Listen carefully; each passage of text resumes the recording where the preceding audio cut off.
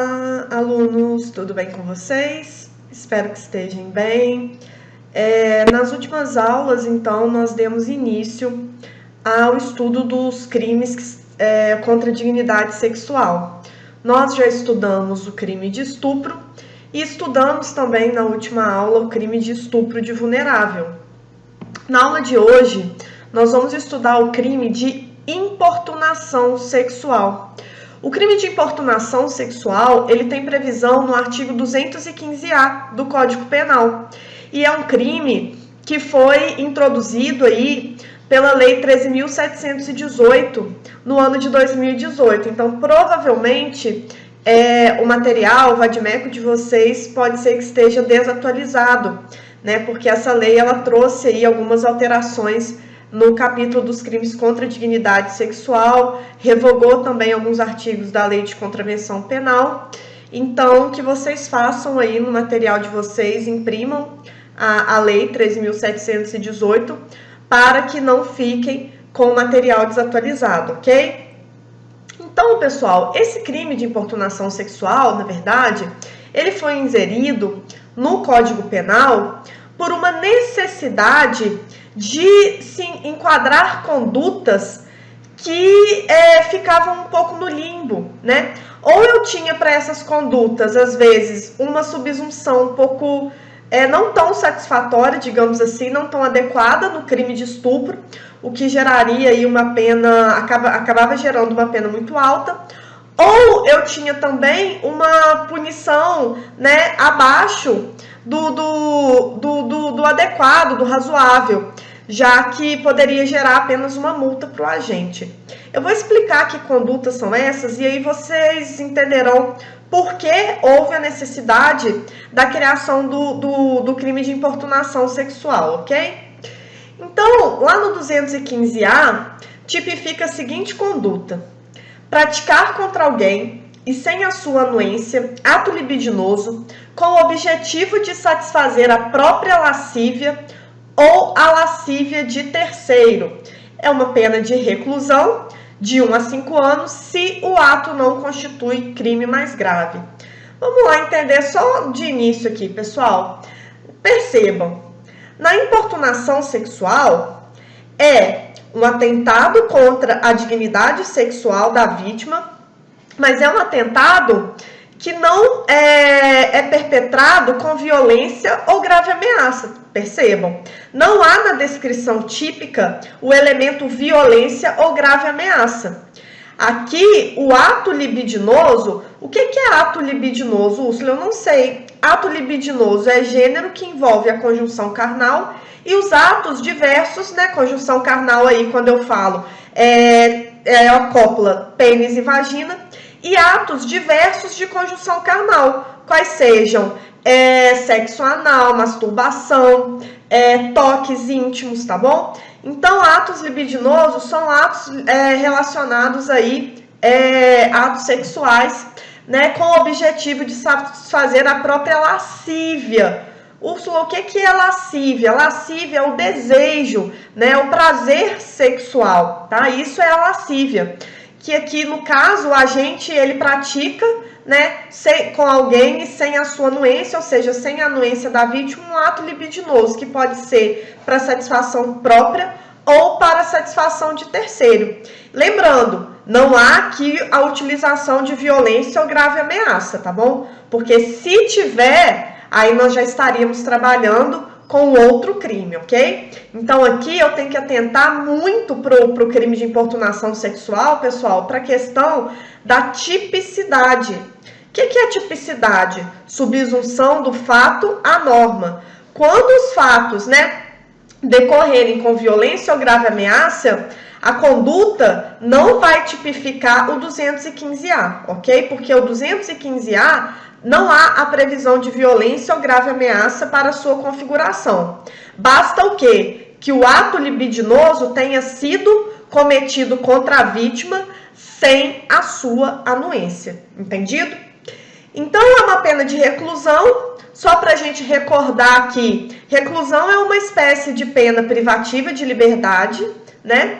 E a diferença aí, quando a gente tem uma pena de reclusão para detenção, ela justamente consiste na questão do regime de cumprimento de pena.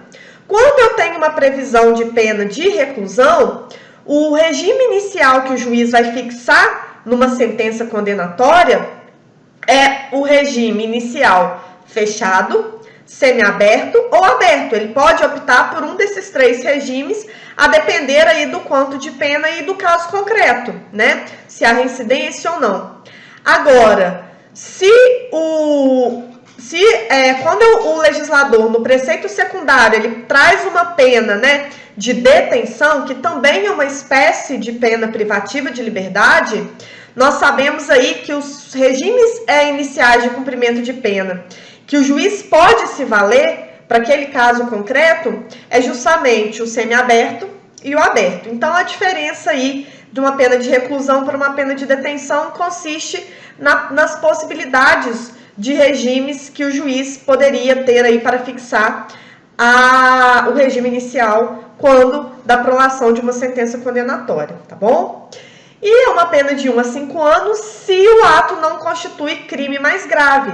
E aí, percebam, essa parte do dispositivo, ela traz uma subsidiariedade expressa. Como assim, Úrsula? Subsidiariedade expressa. Aqui, só vai configurar a importunação sexual se o ato não constituir crime mais grave.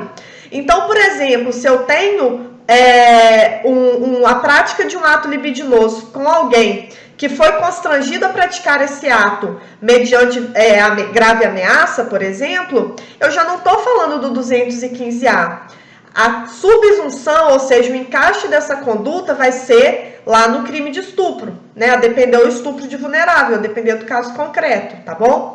Então aqui, pessoal, eu só vou tratar de importunação sexual quando eu tenho atos libidinosos praticados sem violência ou grave ameaça. Isso é importante que vocês tenham em mente quando do estudo da importunação sexual. E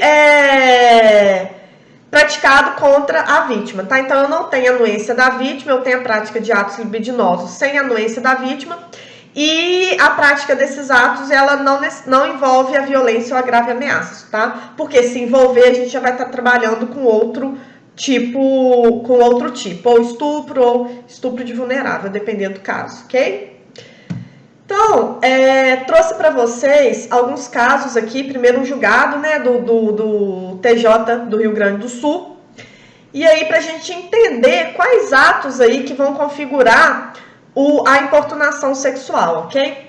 Então, vamos lá, o denunciado LO praticou contra a vítima e sem a sua anuência, ato libidinoso com o objetivo de satisfazer a própria lascívia. Na ocasião, o denunciado, ao avistar a ofendida caminhando na via pública, aproximou-se dela de forma abrupta e em seguida passou a mão em sua vagina, bem como em suas nádegas. Então, olha só, pessoal, essa conduta. Antes da existência da importunação sexual, o que configuraria essa conduta?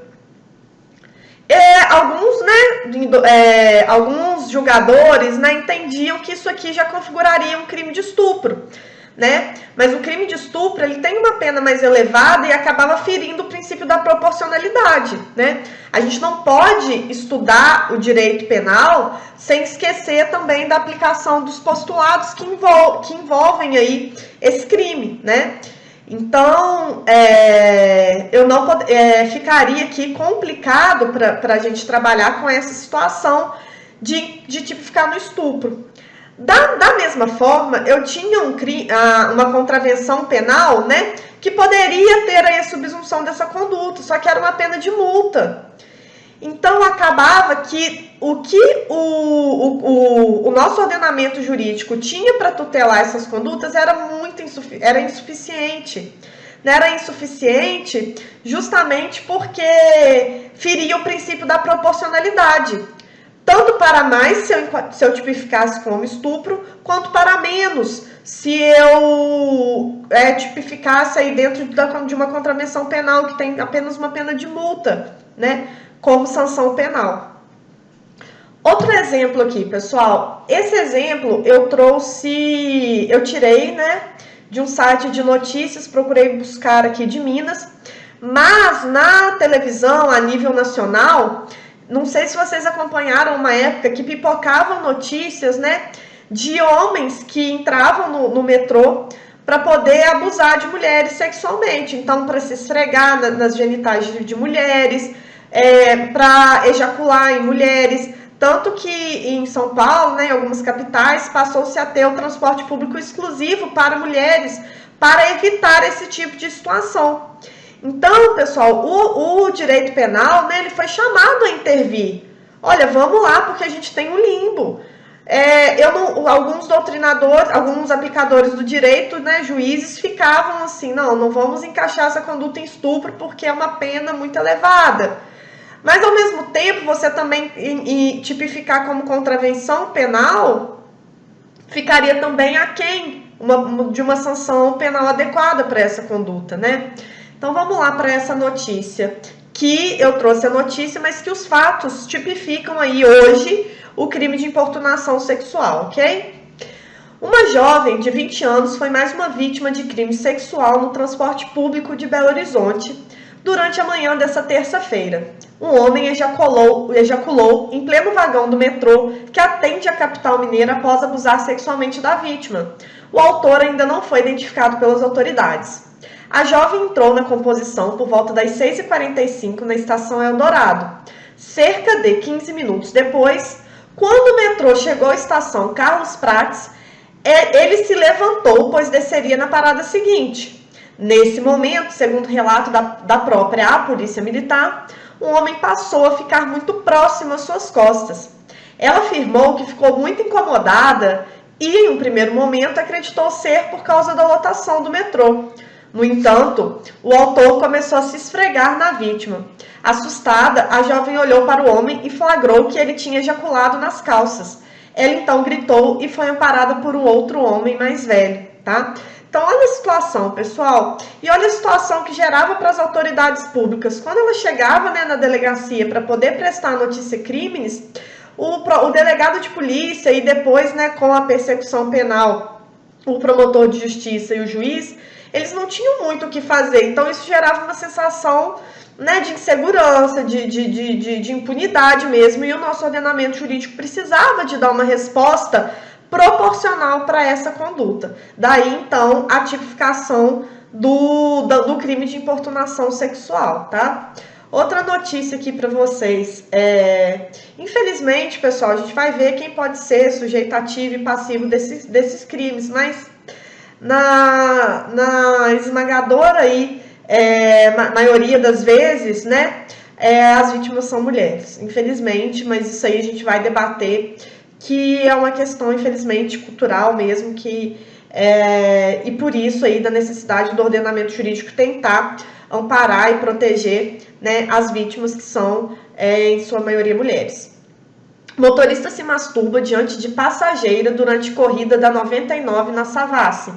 Uma jovem de 19 anos foi alvo de uma ação criminosa protagonizada por um motorista da 99 durante corrida realizada nesta segunda-feira. Em um trecho da viagem, o homem fechou os vidros do carro e começou a se masturbar enquanto olhava para a passageira. O caso aconteceu na Avenida do Contorno, próximo ao Shopping Pátio Savassi, uma região movimentada da capital. De acordo com a ocorrência, a mulher solicitou uma corrida partindo do bairro Nova Suíça, na região oeste da capital, para o shopping.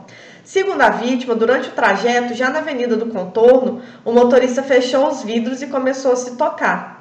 A jovem ficou com medo e sem reação. Logo em seguida, desembarcou no centro de compras, seu destino final. Após isso, ela foi até a delegacia de plantão de atendimento à mulher, onde registrou a ocorrência, né?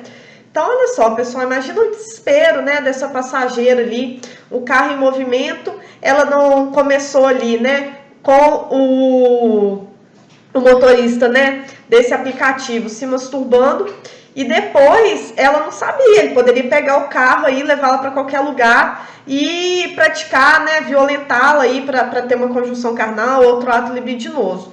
Então, uma situação, né, que eu imagino um constrangimento, aí a situação, abalo psicológico dessa vítima dentro dessa situação de sem saber ali o que aconteceria com ela. Então, eu acredito, inclusive, que essa é uma questão, lembra das circunstâncias judiciais do 59? Então, aqui que o juiz vai trabalhar com os limites mínimos e máximos previstos, o que já poderia elevar a pena base por essa situação. Tá o carro em movimento, ela passar um sufoco e não saber ali para onde ela ir, né? Quem poderia socorrer ali naquele momento. Situação muito delicada, né? Então, pessoal, trouxe aqui para vocês, agora que vocês já estão a par das condutas, né? O que vocês precisam de entender aqui?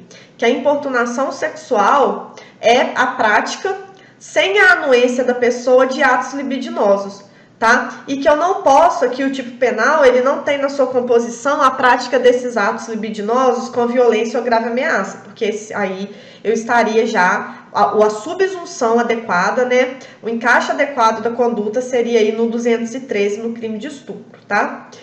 Então, só para vocês terem uma ideia do que eu tô falando, quando eu digo que houve uma necessidade aí de trazer o crime de importunação, de criar, aliás, né, tipificar a conduta de importunação sexual, é para que vocês vejam aí a desproporcionalidade na